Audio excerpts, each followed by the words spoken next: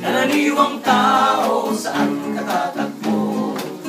Kapag nawa sa isang mundo, karaniwang tao, anong magagawa upang matayan ang kaligtasan?